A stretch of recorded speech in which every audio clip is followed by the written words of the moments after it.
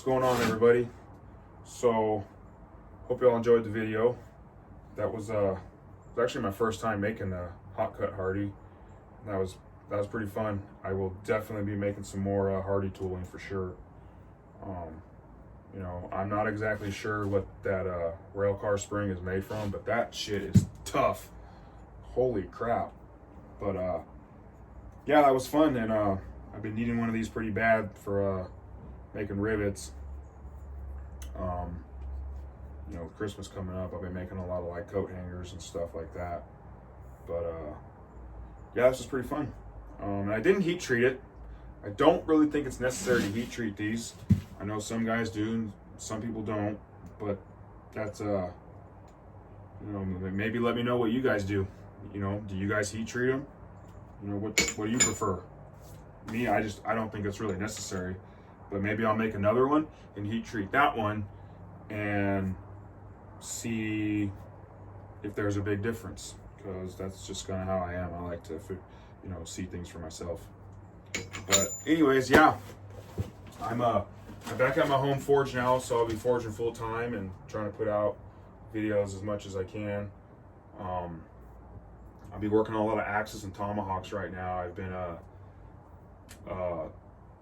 yesterday I spent all day prepping a bunch of billets for some axes. I forged these all out of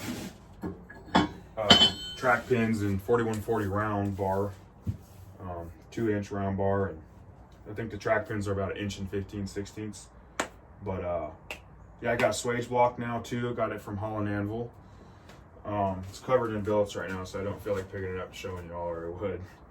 But that's really cool. That's going to be nice for drifting. And I made a little janky stand for it out of some scrap steel I have. But it'll do for now until I feel like making a proper one. And I built a stand for my grinder.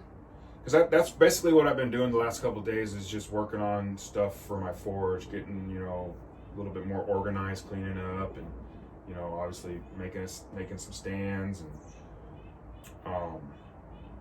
I've been you know, I had some knives I needed to finish. I still have some Damascus blades I need to finish, some hunters. I got these 3 blades here I gotta, you know, finish the handles on. That guy, this one, and this one. I put a brass bolster on this. It's kind of cool. That brass came from a 14H grater, cat grater.